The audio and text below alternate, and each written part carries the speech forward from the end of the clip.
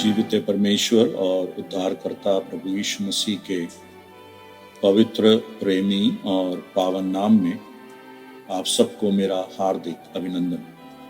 भजन संहिता 18 उसके पहले 3 आयतों को हम एक बार और पढ़ेंगे। हे परमेश्वर, हे मेरे बल, मैं तुझसे प्रेम करता हूँ। यहोवा मेरी चट्टान और मेरा गढ़ और मेरा छुड़ाने वाला है। मेरा ईश्वर मेरी चट्टान है जिसका मैं शरणागत हूँ। वह मेरी ढाल और मेरी मुक्ति का सिंह और मेरा ऊंचा गढ़ है। मैं यहोवा को जो स्तुति के योग्य है पुकारूंगा। इस प्रकार मैं अपने शत्रुओं से बचाया जाऊंगा।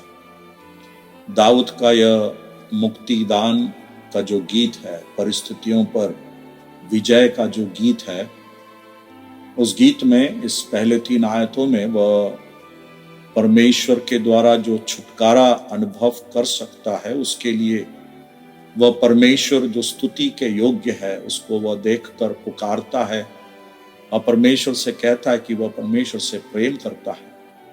और वह इस बात की निश्चयता को भी प्रकट करता है कि वह अपने शत्रुओं से बचाया जाए। और उस संदर्भ में यहाँ पर परमेश्वर के लिए वह कई उस प्रकार के प्रतीकात्मक शब्दों का इस्तेमाल करता है। और परमेश्वर के लिए वह अपना चट्टान, परमेश्वर के लिए वो गढ़, परमेश्वर के लिए वह मुक्ति का सींग या ढाल, ऊंचा गढ़, इस प्रकार के शब्दों का प्रयोग करते हुए इस बात की निश्चयता वह दिलाता है कि परमेश्वर उसके लिए कितना बड़ा मददगार है।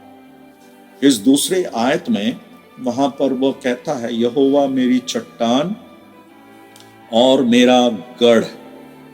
यह गढ़ शब्द जो है, हालांकि फिर उसी आयत के आखिरी भाग में लिखा है वह मेरा ऊंचा गढ़ है।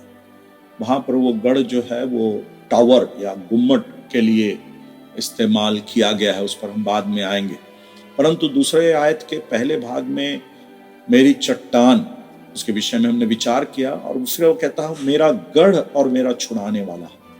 तो यह गढ़ शब्द जो है वह मूल भाषा में और भी शब्दों के लिए गढ़ अनुवाद किया गया है या और कोई शब्दों से अनुवाद किया गया है, परंतु भजन संहिता के अंदर जो गढ़ शब्द का इस्तेमाल किया गया है, मूल भाषा में पूर्णतः एक ही शब्द का इस्तेमाल किया गया।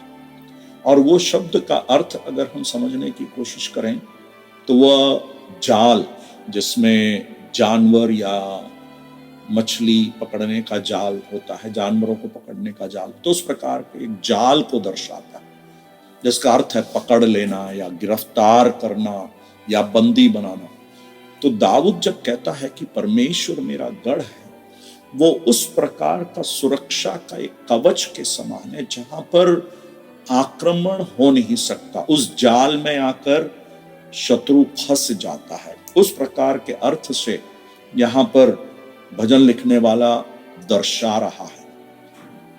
इस 31 के 3 के अलावा भजन 71 का 3, 91 का 2 और 144 के 2, वहां सब जो है यह शब्द गढ़ का इस्तेमाल किया गया है। और इन शब्दों में हम परमेश्वर की अगुवाई, परमेश्वर की सुरक्षा, परमेश्वर पर का भरोसा और इस बात की निश्चयता कि परमेश्वर छुड़ाने वाला है दर्शाया गया है। मेरे प्यारों, आज जब हम परमेश्वर के वचन को सुन रहे हैं, दाऊद के जीवन के अनुभव से उसने इस बात को पूर्ण रूप से मान लिया कि परमेश्वर उसके जीवन का गढ़ है। क्या आप अपने जीवन में इस बात की निश्चयता को पा सक रहे हैं कि परमेश्वर आपके जीवन का गढ़ है? और वह गढ़ ऐसा गढ़ जहां पर शत्रु का आक्रमण आपके जीवन में नहीं हो सकता, ऐसा गढ़ जहां पर आप परमेश्वर के द्वारा अगुवाई को अनुभव कर रहे हैं, सुरक्षा को अनुभव कर रहे हैं, परमेश्वर पर आपका भरोसा आप प्रकट कर रहे हैं। उतना ही नहीं, वह परमेश्वर छुड़ाने वाला है। और इस शब्द के आधार पर इस निश्चयता को मैं आप लोगों को वचन के आधार पर दिलाना चाहता हूं कि वह आपकी अगुवाई करने वाला परमेश्वर हमारे जीवन के विषम परिस्थितियों में, हमारे जीवन के दुख में वह कितना सांत्वना हमें प्रदान करता है। हमारे चारों तरफ आक्रमण जब होता है, परमेश्वर हमारे लिए सुरक्षा का कवच होकर खड़ा रहता है। प्यारों, हम हिम्मत हारने वाले ना हो। यह दिन कब बीतेंगे, कब गुजर जाएंगे, हमें नहीं मालूम, परंतु हमारे लिए निश्चयता का स्थान, वो दृढ़ गढ़ हमारा परमेश्वर है।